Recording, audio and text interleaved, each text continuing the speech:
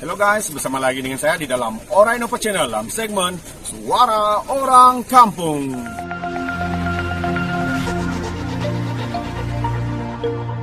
Alright guys, sebelum saya teruskan, jangan lupa tekan butang subscribe, like, dan share. Mari kita ikuti berita panas hari ini. Sebab itu kita ada masalah yang paling besar ialah apabila keputusan-keputusan yang cukup besar dan ada kesan kepada rakyat sebegini akhirnya dibuat tanpa ambil kira soal kebajikan rakyat. UMNO Barisan Nasional beritahu bahawa Pakatan Harapan, PKR tak berani nak masuk pilihan raya. Saya selalu sebut kata-kata daripada dulu lagi. Kita masuk pilihan raya kalau macam PKR ni daripada 1999. Kalau DAP lagi lama. Berpuluh tahun pun kita jadi pembangkang. Kita hanya mula jadi kerajaan tahun 2008. Kalau PKR tahun 2004 masuk pilihan raya, menang satu kursi.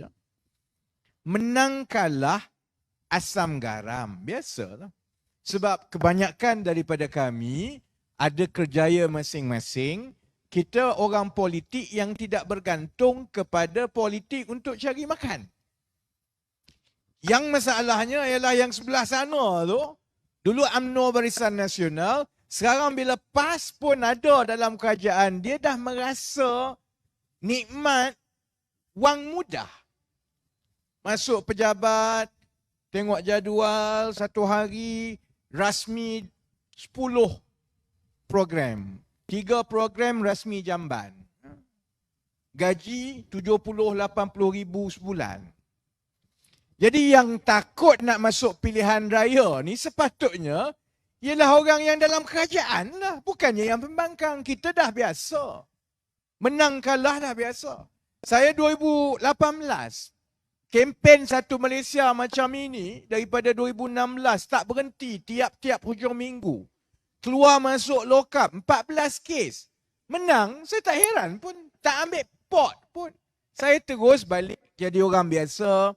Usahakan syarikat sendiri, keluarga. Saya lagi gembira. Tak ada soal takut kalah. Semua ni tak takut sebab kita tak ada kes. Masalah dia, soal panggil pilihan raya zaman sekarang ni, ini nyawa orang. Dalam keadaan yang semua ramalan cuaca kata, tahun ini banjirnya lebih teruk daripada yang sebelum-sebelum ini. Ramalan cuaca dulu pun, saya ingat sebelum banjir besar 2001, ingat dulu, 5-6 bulan ramalan cuaca dah sebut dah akad banjir besar. Bila Izzat bawa dalam parlimen, tak ada orang dengar. Bila tanya kepada menteri yang bertanggungjawab, Menteri Alam Sekitar yang bertanggungjawab soal banjir, soal cuaca semua, saya tak pernah tengok orang paling confident. Tak tahu tapi confident. Dengan selamba dia jawab, Malaysia tidak terkesan dengan perubahan cuaca. Jadi jangan 3-4 bulan lepas itu, puluh ribu keluarga tenggelam. Soal dia tak makan 2-3 hari seminggu tu satu hal. Soalnya bila harta benda dia musnah. Siapa nak ganti? Sebab itu kata, kalau kita bangkang sekarang untuk tak buat pilihan raya, dia bukan soal menang kalah sedari-sedari. Saya yakin sebenarnya kalau dia panggil pilihan raya, pertengahan November pun, Pakatan Harapan masih lagi menjadi blok paling besar dekat parlimen. Bukan UMNO Barisan Nasional. Siapa yang boleh bentuk kerajaan itu, dia akan bergantung kerana dia CP-CP sama kuat sekarang ni. Tapi jumlah kerusi satu blok yang paling besar masih lagi Pakatan Harapan. Masalahnya, rakyat yang kat luar ni tengok, dia kata korang ni gila lah. Orang sibuk soal banjir, orang harga barang teruk, pekerjaan teruk. Kalau banjir yang peniaga-peniaga kecil ni sekali lagi jadi mangsa, tiap-tiap tahun jadi mangsa. 2020 COVID tutup, 2021 tutup lagi. 2022 banjir. Kerajaan buat apa? Dia sibuk menguruskan pilihan raya. Sebab akhirnya, orang yang sama yang akan menguruskan banjir, orang ni jugalah yang akan menguruskan pilihan raya. Pasukan polis, bomba, Jabatan Pertahanan Awam, tentera, pegawai-pegawai daerah pentadbiran di peringkat daerah. Yang ini yang sekarang ni sibuk bermesyuarat tentang persiapan banjir. Tiba-tiba, pilihan raya, mereka terpaksa alih tumpuan itu untuk uruskan pilihan raya sebab mereka jugalah yang nak kena selesaikan soal tempat mengundi dan lain-lain. Jadi saudara-saudari, sekarang kita kena terima, kalau dia bubar hari Isnin, kita akan masuk. Kita bukan takut apa-apa, tapi saya harap, satu, kita doa jangan banjir teruk lah. Walaupun ramalan cuaca ialah hujan akan turun dengan mula lebat daripada pertengahan bulan Oktober dan memuncak pertengahan bulan November. Maksudnya kalau dia bubar, mula saja kita nak kempen tu dia dah mula hujan. Dia akan masa hari mengundi tu silap-silap hari, masa tu sampan ke bot ke pandai-pandai lah sendiri. Bab yang ini yang yalah, sedih pun ada, marah pun ada.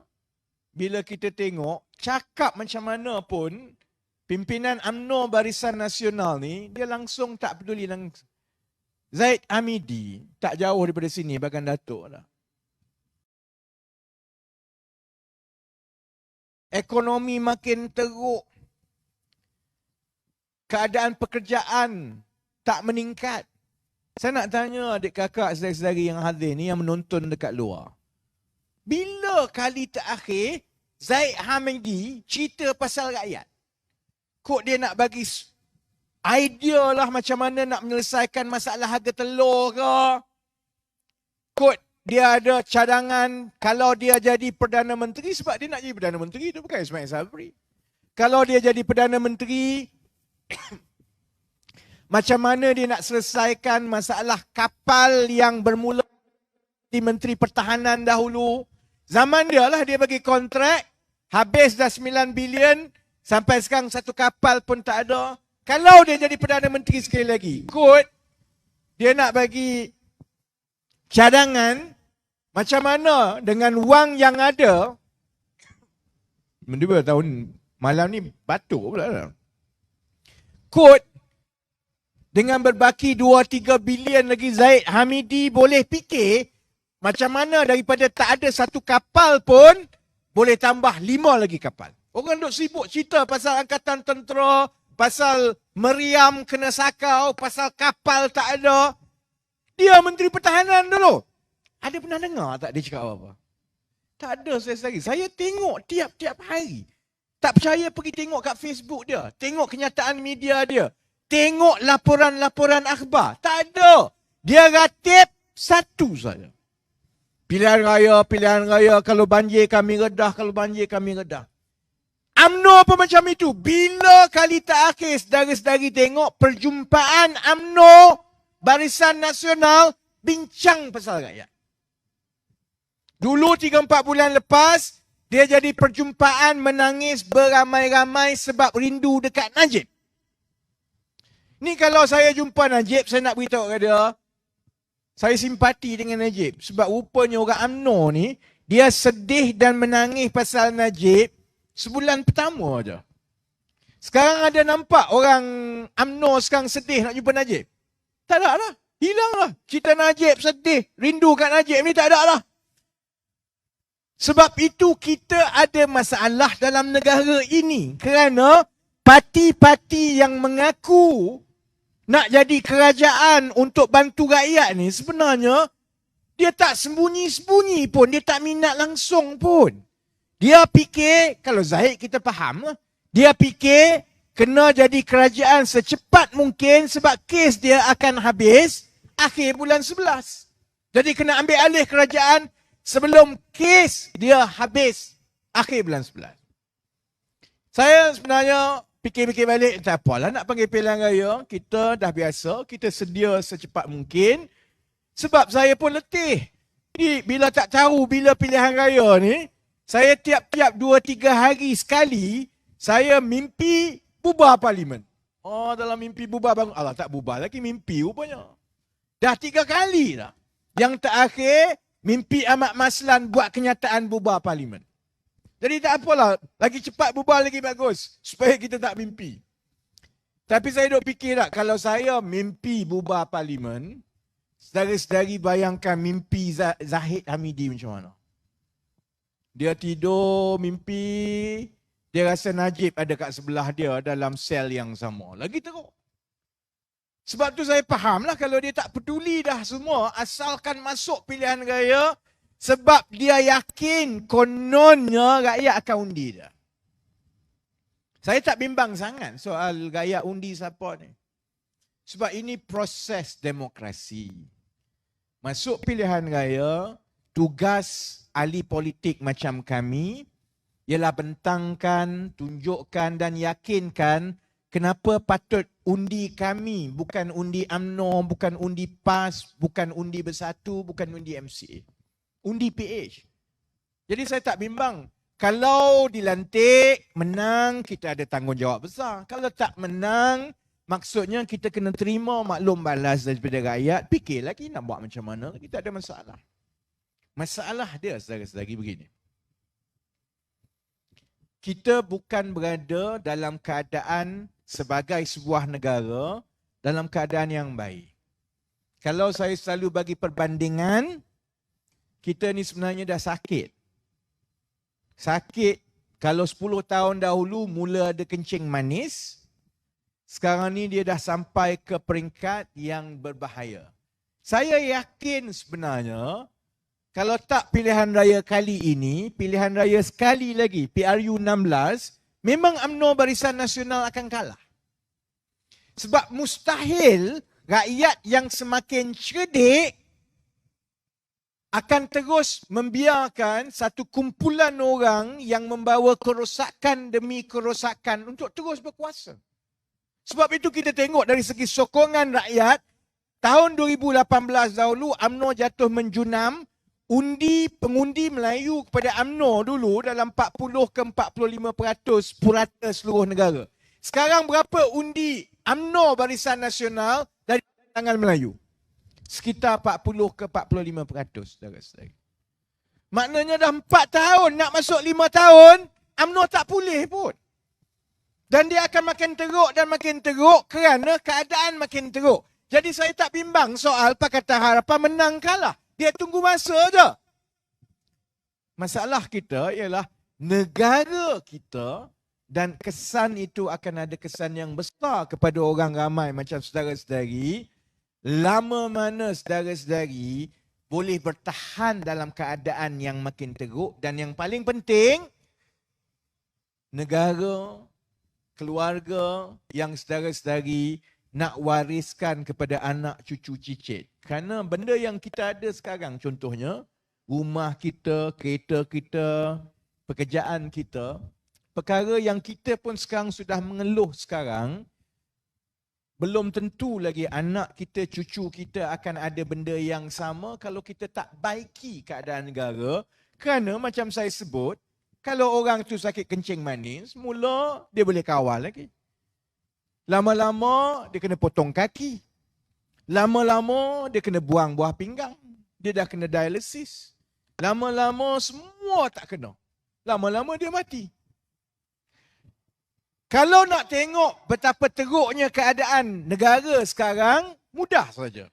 Tengok bajet yang dibentangkan semalam. Ramai orang tanya, yang itu betul ke kamu dalam TV3 tu dah nak kiamat ke apa? Tiba-tiba TV3 jemput Rafizi masuk. Bukan 10 minit, bukan 20 minit, 4 jam. Live.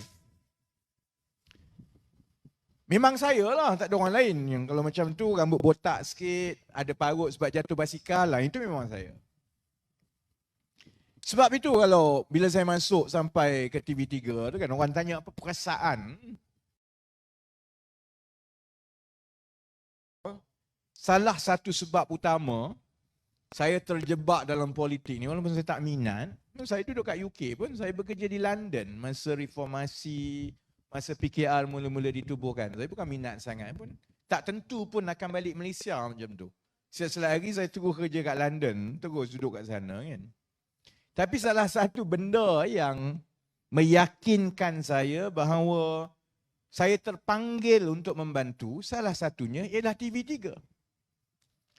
Sebab saya tak tahan tengok cara media-media perdana masa itu, TV3, Utusan Malaysia, Berita Harian, digunakan untuk memberitahu benda yang tak betul dan mengada-adakan bagi tujuan membodohkan rakyat. Benda lain tak apa.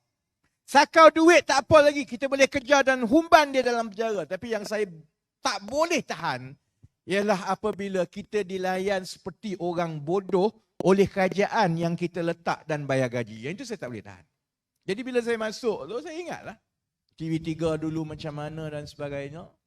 Tapi bila saya tengok kawan-kawan media, dia alu-alukan dengan baik, nampak ikhlas, itu juga sejuk hati saya kerana bagi saya, itu hasil perjuangan reformasi PKR dan PH yang orang biasa tak nampak dengan jelas. Selepas 20 tahun saudara-saudari, yang muda-muda tak ingat media dulu macam mana. Kami yang tua ni ingat media dulu macam mana. Saya ingat antara perkara pertama yang saya buat sebagai aktivis, masa itu saya Presiden Kesatuan Pelajar. Bila Datuk Seri Anwar kena pecat 2 September, antara tindakan saya yang pertama, saya susun supaya mahasiswa pukul 11 pagi berkumpul bakar utusan kepada media perdana yang digunakan untuk merosakkan fikiran rakyat. Jadi orang macam saya bila akhirnya pusing satu pusingan sampai ke studio TV3 diberi ruang sepenuhnya, saya ingat ini hasil perjuangan kerana media kita pun faham jangan sekali-kali kamu membodohkan rakyat. Lepas ini media semua tahu kalau kamu cuba jadi alat untuk membodohkan rakyat, boykot. Kalau rakyat boykot, macam mana kamu nak bayar pekerja? Pendapatan tak ada. Jadi, mana-mana syarikat media tahu rakyat Malaysia sekarang cerdik. Dia boleh pilih mana yang dia nak. Sebab itu saya kata, saya tak bimbang sangat soal pilihan raya. Rakyat akan buat keputusan dan kita akan terima. Yang saya bimbang, macam saya sebut, bila saya tengok bajet yang dibentangkan, kita tahu masalah Malaysia makin parah dan makin parah. Sudah tentulah kalau tengok TV ke apa, menteri ke, dia otak zaman Tok Kadu. Dia fikir dengan mengumumkan bahawa ini bajet paling besar, 372 bilion. Paling banyak, ini akan memenangi hati rakyat. Sebab itu bila dia baca tu dalam parlimen tu sampai 2 jam, dia baca tak berhenti tu. Saudara-saudara ingat tak? Pakcik-makcik yang tengok, saya nak tanya satu soalan. Pakcik-makcik ada dengar tak dia mengupas mengenai masalah negara kita? Masalah kewangan negara kita. Apa sebenarnya punca yang menyebabkan harga barang tak terkawal, mata wang jatuh, gaji tak naik, pelabur meninggalkan negara, negara makin kurang wang sampai kena berhutang. Dia ada sebut tak? Tak ada. Tak ada. Tu dapat ini, orang ni dapat itu, orang ni dapat ini sebab dia nak tunjuk kononnya baiknya lah UMNO Barisan Nasional ni kerja dia untuk kebaikan tabur duit kat rakyat. Yang kurang cerdik, geng-geng Mak Sakau tu, dia duk tepuk tangan lah, kita akan dapat duit banyak lah. Tak cerdik. Duit tu bukan duit kerajaan. Duit tu duit kita. Duit kita sendiri. Kita bagi duit kat dia, kita suruh urus. Kita suruh dia urus supaya keadaan kita lebih baik. Nanti saya bagi contoh macam mana. Jadi kalau dia ambil duit kita, dah menyusahkan kita. Lepas itu bila dia bagi, ambil 100, bagi RM1, kemudian dia beranggapan kita akan berterima kasih dan tutup mata semua perkara lain yang tak betul. Kalau ada orang yang berfikiran macam itu di kalangan rakyat, bodohlah kamu. Itu duit kita. Kalau saya letak wang dalam ASB. Ni wang saya. Contohnya pakcik tak? Bubuh duit dalam ASB, kita simpan dengan dia, lepas itu pulangan Allah cenonek 1%. Takkan kita nak berterima kasih kerana kita tahu kalau wang itu diuruskan dengan baik, kita patut dapat 8%. Dapat 1%. Itulah yang berlaku dalam belanjawan semalam. Sebab itu benda pertama saya nak sebut. Saya dah ulas semalam dalam TV3 lah, tapi saya juga tahu ramai yang Pakatan Harapan ni, bukan semua tengok TV3, dia tengok ceramah. Saudara-saudari perasan tak? Satu benda yang tak ada lagi Menteri ulas ni. Dia umum 372 bilion sebagai bajet paling besar untuk tabur duit supaya semua orang dapat. Segala jenis pengumuman tu kalau boleh semua dia nak sebut, sampai bapa tunggal pun dapat kan? Saya ingat selalunya ibu tunggal dapat. Pakcik kalau bapa tunggal boleh claim. Maksudnya yang duda pun boleh dapat sekarang. Tak pernah ada kategori itu sebelum ini kan. Dia tak satu benda. Tahun ini, ni bulan 10. Berapa ramai yang tahu jumlah yang telah dibelanjakan oleh kerajaan PAS UMNO Bersatu yang ada dekat Putrajaya sekarang? Berapa banyak? Ni sampai bulan 10 ni, belum habis bulan 12 lagi ni, sampai bulan 10. 380 bilion ringgit. Dia umum tahun lepas, dia akan belanja 332. Jadi bila dia umum tahun ini, untuk tahun depan dia akan belanja 372, nampak banyak lah, nampak ada pertambahan 40 bilion. Tahun ini berbanding tahun lepas, 372 berbanding 332. Dia tak sebut, dia rancang belanja 332, dia dah belanja over budget, atas budget ni dah 380 bilion. Maksudnya apa dia? Jumlah yang diperuntukkan untuk tahun depan sebenarnya lebih sedikit daripada yang kita dah sedia ada belanja sekarang. Jadi kalau dengan 380 bilion pun hasilnya kepada rakyat suam-suam, kuku orang kata, tak ada kesan sangat, harga barang tetap naik. Tahun ini jugalah kita ada masalah, harga telur lah, ayam tak cukup lah segala-galanya. Kalau 380 bilion, kita kucak-kacir macam sekarang, kalau tahun depan perbelanjaan dia lagi sikit, 370 bilion, dalam keadaan seluruh dunia makin bergolak, dan tahun depan dijangkakan ada kemelesetan ekonomi global, pakcik-makcik bayangkan sendirilah, sebenarnya akan lagi teruk. Sudah tentu dia tak sebut. Sebab itu dia tak nak bincang soal masalah, soal diagnosis, soal kenapa salah. Dia nak umum saja. Sebab dia tak nak orang tahu sebenarnya wang tak ada. Dan macam mana teruk pun, dia hanya boleh berbelanja 372 bilion. Itu pun, dia dah akan ambil pinjaman baru 100 bilion sampai hutang kita akan jadi 1.1 trilion. Saya nak sebut trilion pun tak reti dah. 1,100 bilion.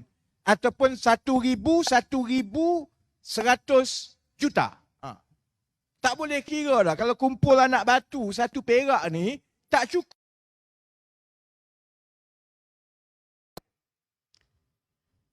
Kalau nak bagi orang kampung faham lagi lah. Orang yang nak faham apa maknanya bila perbelanjaan kita ni makin kurang daripada yang telah diperuntukkan dan dibelanjakan sekarang dan kesan dia. Kita nak masuk raya. 4-5 bulan lagi nak masuk raya. Tak? Tahun lepas, katakan, mak bapak kita peruntukkan belanja untuk beli baju raya, beli makan, buat rendang, semua RM1,000. Satu keluarga.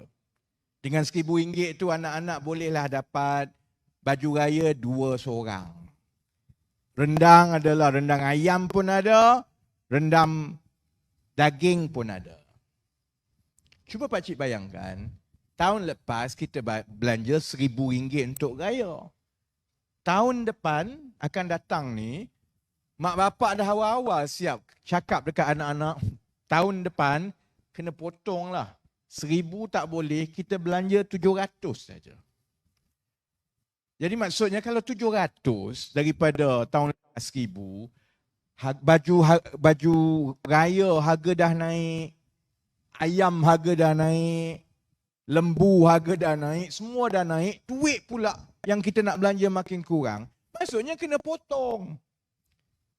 Kalau tahun lepas 2 baju raya, tahun ini 1 baju raya. Kalau tahun lepas ada rendang ayam, ada rendang daging, tahun ini rendang ayam je lah kot. Jadi maksudnya saudara-saudari, kalau kita jadi anak dalam keluarga macam itu, kita mesti tanya mak bapak kita, kita tahu maksudnya mak bapak kita dalam keadaan kesempitan kewangan. Mak bapak kita ada masalah ni sebab dulu dia boleh belanja bagi kita 2 baju raya. Tahun depan dia boleh bagi 1 baju raya saja. Keadaan yang itu jugalah yang sebenarnya boleh dibaca daripada belanjawan yang baru diumumkan. Sebenarnya negara kita ada masalah besar dari segi kedudukan kewangan.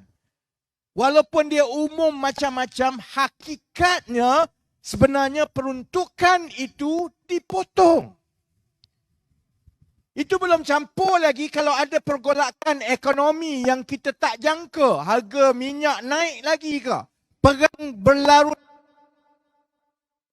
Kalau contohnya keadaan di Amerika Syarikat, pelaburan asing makin terus meninggalkan negara pergi ke Amerika Syarikat, keadaan itu makin teruk dan makin teruk dan makin teruk. Jadi sebab itu, soal kita nak masuk pilihan raya ini, dia bukan soal parti mana nak menang. Dia soal sebenarnya, siapa yang saudara-saudari nak lantik, dan itu satu fardu kifayah yang cukup penting kerana salah buat pilihan, kesan itu ialah kepada 1, 2, 3 generasi akan datang. Siapa yang kita nak lantik untuk uruskan duit kita. Sebab salah lantik kena scam. Sama macam yang orang duk kena scam ni, kamu labur dengan aku sekian, dapat pulangan sekian, janji macam-macam, dia dapat duit, dia sakau, dia kebas, kita habis.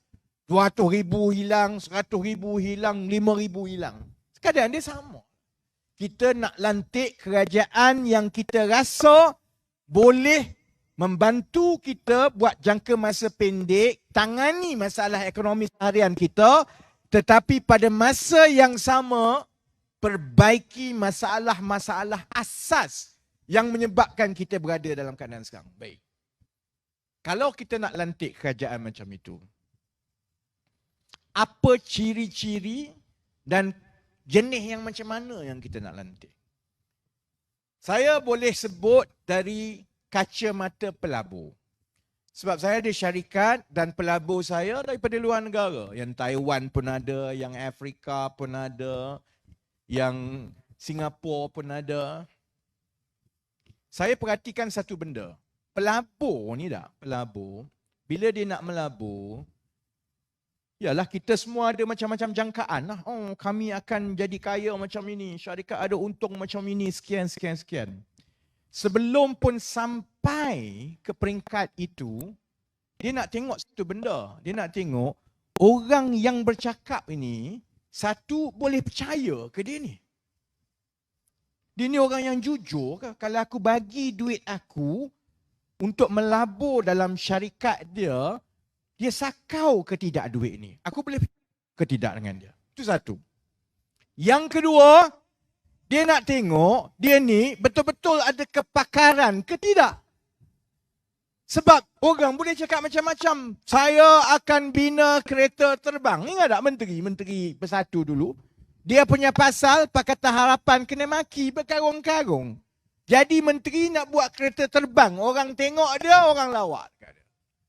Jadi, perkara kedua yang pelabur tengok ialah dia ni betul ke ada kepakaran untuk buat apa yang dia kata dia boleh buat. Perkara ketiga pakcik, dia nak tengok Mamat ni kalaupun dia jujur, kalaupun dia ada kepakaran, dia ni jenis hangat-hangat tai ayam ke dia?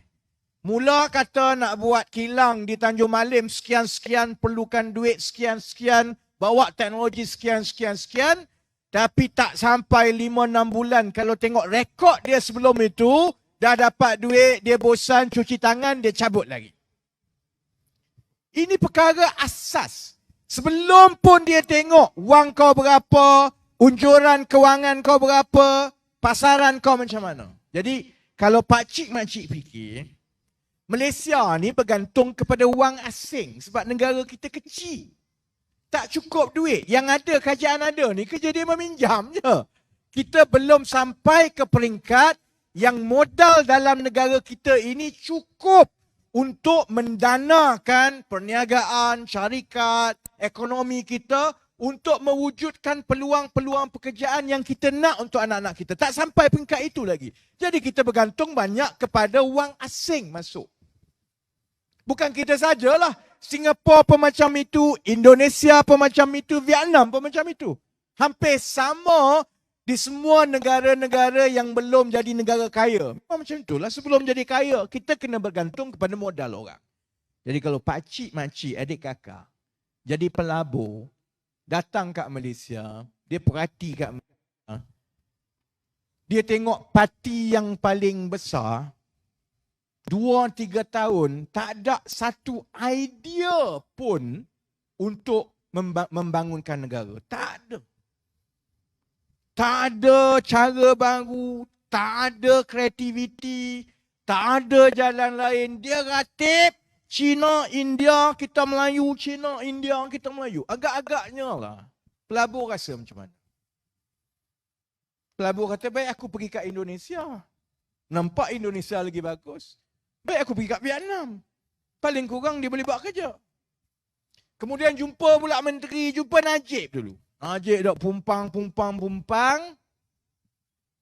Tengah Najib pumpang tu Najib beritahu dia ada penasihat paling hebat, cantik, semua dia tahu memang paling cerdik dalam dunia. Kemudian Najib panggil Rosmah masuk. Ini penasihat saya. Agak-agaknya lah pelabur rasa macam mana. Pelabur tengok Najib, pelabur tahu Najib ini kerja dia makan duit rakyat. Sekarang lagi lah, dah masuk dalam penjara pun. Agak-agaknya, apa perasaan pelabur? Pelabur juga tahu, parti UMNO ni dia nampak kuat dan ada peluang untuk menang jadi kerajaan. Tapi, dah terbukti dia curi duit. Rakyat tanggung 50 bilion untuk 50 tahun. Dia tak mengaku sampai ke sekarang. Agak-agak, apa pelabur buat? Itu yang berlaku sekarang, saudara-saudari. Sebab itu bila kita tanya kerajaan, tanya Menteri Kewangan, dia tak boleh jawab kenapa mata wang jatuh mendadak. Dia hanya boleh jawab, itu tidak membimbangkan. Dulu ingat saya mula-mula balik ke politik bulan 3. Bagi mereka yang mengikuti, antara perkara pertama saya sebut ialah pasal Sri Lanka. Saya kata Sri Lanka ni tak lama lagi ni bankrupt ni. Tengok keadaannya, mata wang dia jatuh, pergantungan dia kepada hanya satu sumber iaitu pelancongan. Dia tak ada cara lain untuk dapat kewangan dan juga bergantung kepada pinjaman negara-negara luar. Saya kata tak lama lagi ni akan bankrupt ni. Masa itu, tahu tak apa kerajaan Sri Lanka kata? Kita tak ada masalah. Ini perkara biasa. Mata wang jatuh ini berlaku kepada semua. Tak sampai 3 bulan, Baji. Kerajaan jatuh, rakyat ambil alih, merempuh masuk dalam istana presiden. Presiden kena lari ikut bot tentera, lari ke negara lain, naik kapal terbang pergi Singapura, takut kat rakyat.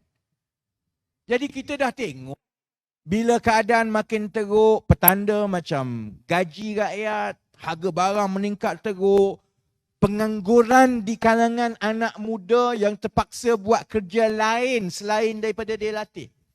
Kalau pakcik-makcik tengok, UMNO ni duk ulang ni. Datuk Seri Ismail Sabri adalah Perdana Menteri yang paling baik kerana pengangguran di bawah pentadbirannya adalah paling rendah iaitu 3.8%. Dia sebutlah, ratiklah sampai macam mana. Yang muda-muda ni akan tertawakan kat dia. Sebab apa? Mengikut perangkaan kerajaan, kalau contohnya anak pakcik keluar universiti, ada kelulusan master. Tapi dia tak dapat kerja, dia kerja sambilan, jual nasi lemak depan rumah ataupun kerja dekat stesen Petronas. Dia tak dikira menganggur tau. Dia dikira bekerja. Sebab itu kadar pengangguran rendah. Orang cerdik ke orang macam mana pun, asalkan ada kerja, walaupun gaji tu tak setimpal, walaupun dia kena hidup merempat, kalau ikut kerajaan, tak apa. Kamu dah ada kerja. Orang lain tak ada kerja. Sebab itu UMNO ni dia duduk dalam kepompong dia. Dia duduk kata, kadar pengangguran baik, 3.8, terendah dalam sejarah. Saudara-saudari, kita sekarang ni negara yang dah sepatutnya ke depan. Dia bukan soal orang ada kerja semata-mata. Dia mestilah kerja itu sepadan dengan kecerdikan dan juga latihan dan pendidikan yang kita beri. Sebab kita juga bayar budak-budak ni pergi universiti, subsidi universiti. Kita melabur dalam masa depan dia supaya dia boleh kerja yang meningkatkan ekonomi kita untung. Susah payah kita bayar universiti, kita bagi subsidi, kita bayar sekolah, keluar-keluar. Dia buat kerja yang tak perlu dia pergi universiti. Tak ke bodoh namanya? Itu tanggungjawab kerajaan. Sebab itu bila pelabur tengok satu persatu ini, akhirnya pelabur kata, tak apalah, terima kasih. Aku dah tengok Sri Lanka, Malaysia ni pun kalau macam ini, letak duit aku hangus, kalau dia tak sakau pun tak berkembang. Mereka hidup kaya raya, saudara-saudari, menteri-menteri ni. Teruk macam mana pun, mati terus. Menteri mana yang hebatnya? Sebut nama menteri tu mati. Ya.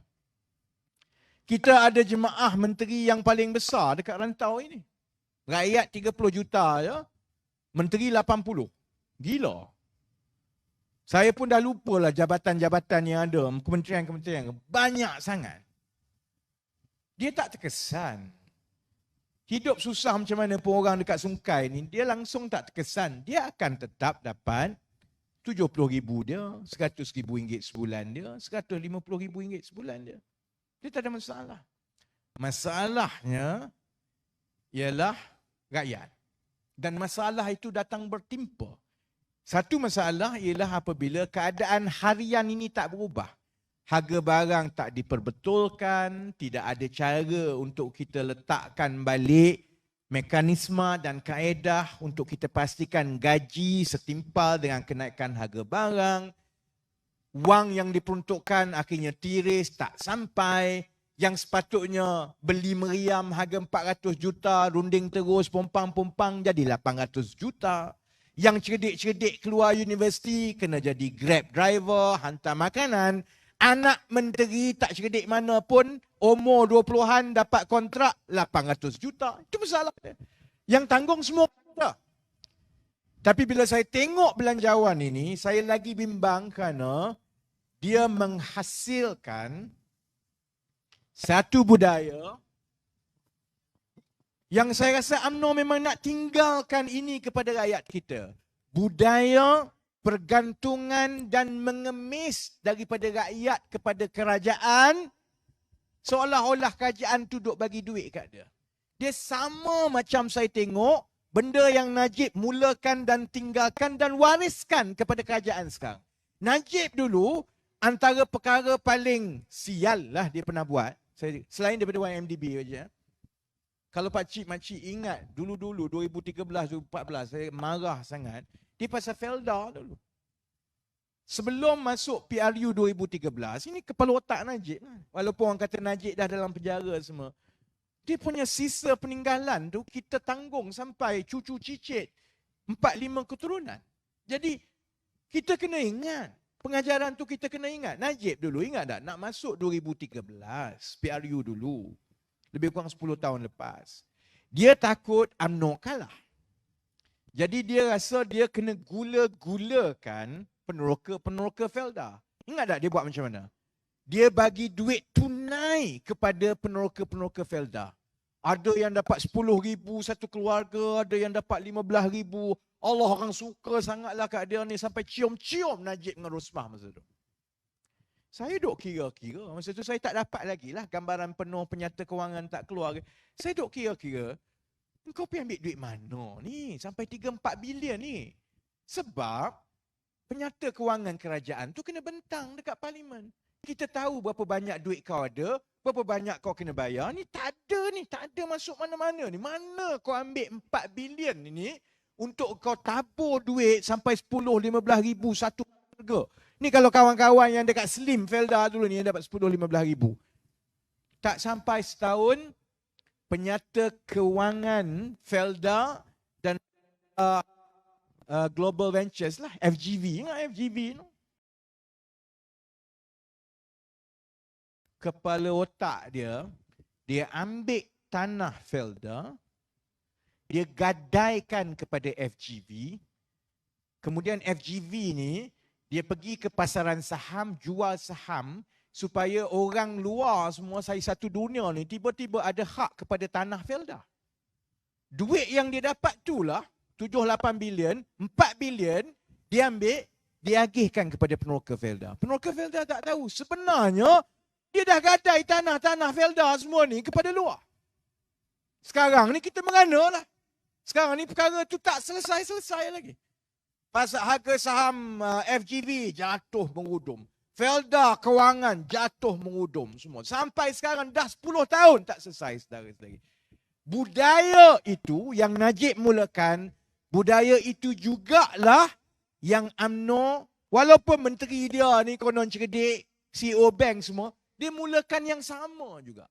Ambil duit, pinjam, tak payah selesaikan masalah-masalah utama. Macam saya sebut tadi, masalah dasar, masalah struktur, masalah pelabur, minat, masalah rasuah. Dia tak minat semua ni.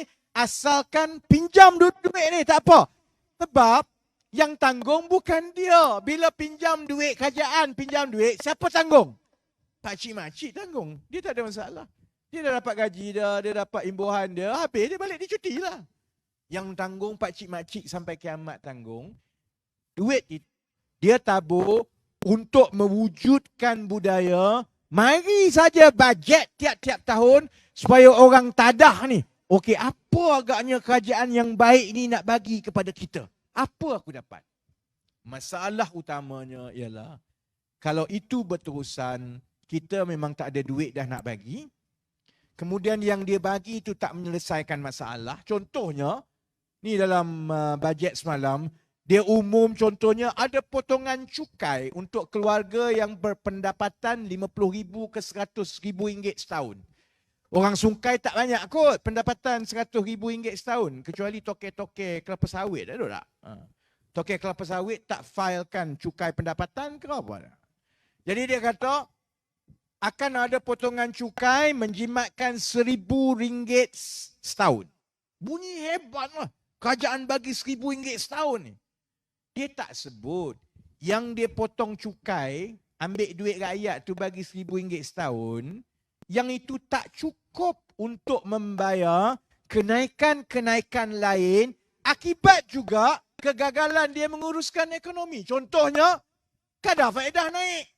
Kadar faedah kita makin naik sebab ringgit makin jatuh. Bila ringgit makin jatuh, untuk mempertahankan nilai ringgit supaya orang tak jual ringgit ni, dia kena naikkan interest rate. Bila naik interest rate, orang kena bayar pinjaman rumah, pinjaman kereta, pinjaman perniagaan, semua pinjaman semua naik. Jadi, konon dia bagi 1,000, kalau tiap-tiap bulan kita kena bayar lebih untuk pinjaman perumahan kita RM150 sebulan, setahun dah lebih kurang 1,500, 1,800. Akhirnya campur tolak, masih lagi keluar duit kita. Tapi budaya yang ditinggalkan itu ialah budaya yang menggula-gulakan supaya rakyat tak beri perhatian terhadap kegagalan kerajaan menyelesaikan masalah. Jadi saya nak tutup dah pukul 12 ni macam ni. Saudara-saudari, rakyat Malaysia ni fikir macam ini. Kita ni dah ada penyakit kencing manis. Kita ada pilihan. Kita nak pergi dengar Tok Bomoh berubat, bolehlah silalah. Bunyi sedap lah. Ataupun kita nak pandai-pandai nak beli ubat dekat Shopee yang tak apa-apa kena scam dengan orang nak makan. Makan ubat ini nanti sembuh kencing manis. Akhirnya kalau tak berubat dengan betul, keadaan itu makin teruk. Saudara-saudari kena pergi jumpa doktor juga. Akhirnya semua tu tak jadi. Kena tipu semua tu, akhirnya kena pergi jumpa doktor juga. Cuma bila pergi jumpa doktor, sebaiknya pergilah sebelum terlambat, awal-awal. Kalau masa pergi jumpa doktor, keadaan dah teruk, doktor akan cakap, padan muka engkau sekarang baru datang, aku tak ada pilihan, aku kena potong kaki. Itu kalau dan potong kaki. Kalau pergi yang makin parah, doktor kata kaki pun kena potong, buah pinggang pun kena buang. Itu sebenarnya keadaan kita. Dan yang paling penting begini. Kita pada umur kita, saya 45 nak masuk 46, saya tak tahu orang lain. Saya 45, 46 ni kira dah, yalah sebenarnya 10 tahun lagi sebelum bersara. Tak lama dah. Saya sebenarnya pada umur saya sekarang, saya dah bersiapkan diri untuk bersara. 10 tahun tu tak lama, sekejap je 10 tahun. Saya dah masuk ke alam persaraan. Kita dah lepas masa kita. Apa yang kita dah merasa, kita dah merasa. Apa yang kita dah terlepas, kita dah terlepas. Yang lagi penting ialah yang anak kita yang muda-muda. Saya tak apalah anak seorang. Yang lain yang anak 7, anak 5, anak 6. Kita kena ubah keadaan sejak 2-3 dekad yang lalu, yang mana ibu bapa kita hidup lebih senang daripada kita. Mak ayah saya tak mengaji tau, dah jam 6 tau. Tapi dia kerja sendiri, buat bisnes daripada awal. Umur sekarang 70 lebih, harta dia, rumah dia, tanah dia, duit dia dalam bank lagi banyak daripada adik-beradik saya yang lain yang semua keluar universiti, kerja engineer. Sebab dulu masa lain. Kalau kita tak ubah yang itu, maka soal parti semua tu satu hal. Kita tanggungjawab kita kepada anak-anak cucu kita itu adalah sesuatu yang nanti kita tengok kita akan terkilan. Jadi sebab itu saya mintalah kalau dia bubar, bubarlah. Kalau tak bubar, yang datang dengar ni, kalau bubar pun datang dengar, balik beritahu. Dia bukan soal parti, soal Melayu, Cina, India. UMNO akan terus cakap, kalau undi pakatan ni, habislah orang Melayu ni, semua Cina, semua ni, belakang ni. Negara kita Cina, India ambil alih. Saya budak Melayu daripada negeri paling Melayu sekali, Terengganu. Saya daripada kecil pergi sekolah dekat Perak, dekat Kuala Kangsar. Kemudian belajar dekat sekolah Mat Saleh, Universiti Mat Saleh, kerja dengan Mat Saleh. Kalau yang salah itu Anwar, saya tegur terbuka. Pakcik Masyik tahu. Kalau salah itu Guan Eng pun, aku cakap. Melayu ke, Cina ke, India ke, Mahathir ke, Najib ke, Rosmah ke.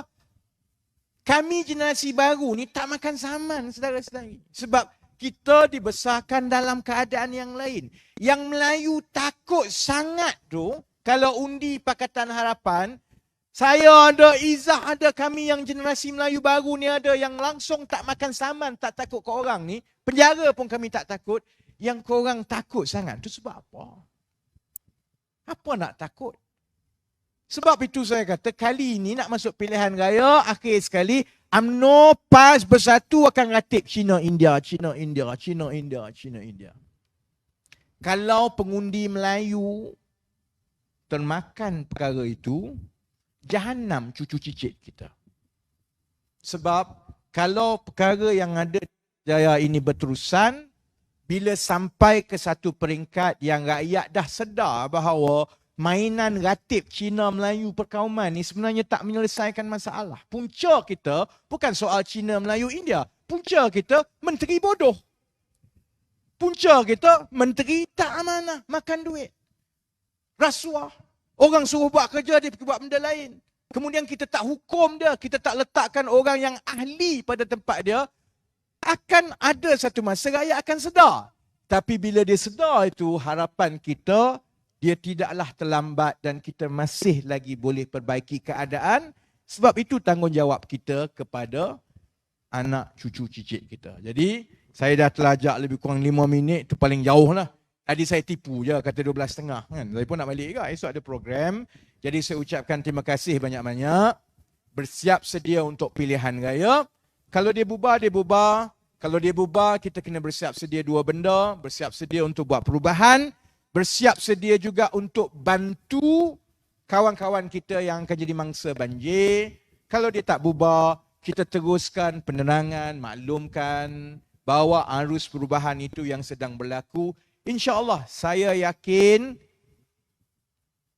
Zaid Hamidi akan menyesal dengan keputusan dia sekarang ini yang begitu bongkak dan yakin boleh menang dalam pilihan raya.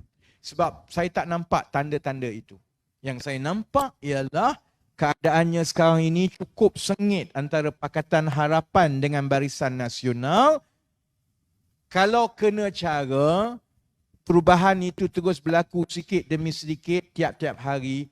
Kalau kena cara, selain daripada Pakatan Harapan akan jadi blok paling besar dalam parlimen dalam pilihan raya ini, kalau kena cara, Pakatan Harapan jugalah yang akan dijemput untuk membentuk kerajaan persekutuan selepas pilihan raya ini. Jadi, terima kasih. Minta maaf terlanjur. Saya ucapkan sese, terima kasih. Nandri Vanakam. Wassalamualaikum warahmatullahi wabarakatuh. Terima kasih. Dan sebelum saya mengundurkan diri, peribahasa mengatakan, tak apa pun kangkap, 2 ton keinginan. Sekian, bye-bye.